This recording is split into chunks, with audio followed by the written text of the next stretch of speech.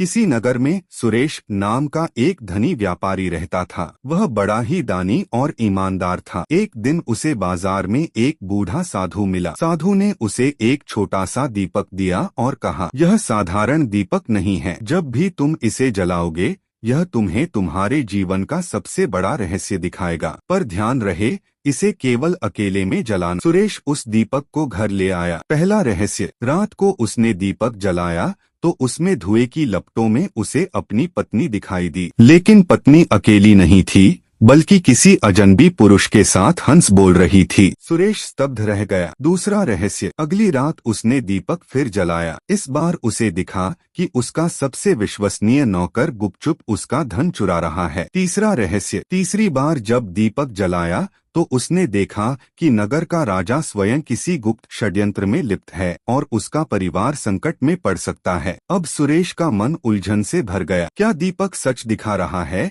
या यह केवल माया है? कहानी का मोड़, सुरेश ने अंततः तय किया कि वह साधु से जाकर सच्चाई पूछेगा। लेकिन जब वह उसी स्थान पर पहुंचा तो वहां कोई साधु नहीं मिला। वहां बस एक जली हुई राख थी और राख पर लिखा था, जो सच देख लेता है उसका जीवन कभी पहले जैसा नहीं रहता। अगली ही सुबह सुरेश अपने घर में मृत पाया गया। कोई नहीं जान पाया कि उसने आत्महत्या की या किसी ने उसे मार दिया। पर दीपक गायब था। बेताल का प्रश्न, बेताल ने राजा विक्रम से पूछा, राजन बताओ, सुरेश की मृत्यु का कारण क्या था? क्या वह दीपक के सच का बोझ सहन न कर सका और मर गया, या फिर सच उजागर होने से किसी ने उसे चुप करा दिया? और दीपक का गायब होना क्या संकेत देता है? कहानी यहीं खत्म हुई और बेताल हंसने लगा। सस्पेंस अब राजा विक्रम पर था। क्या सच में दीपक श्रापित था या यह सब इंसानों के लालच और डर की चाल थी?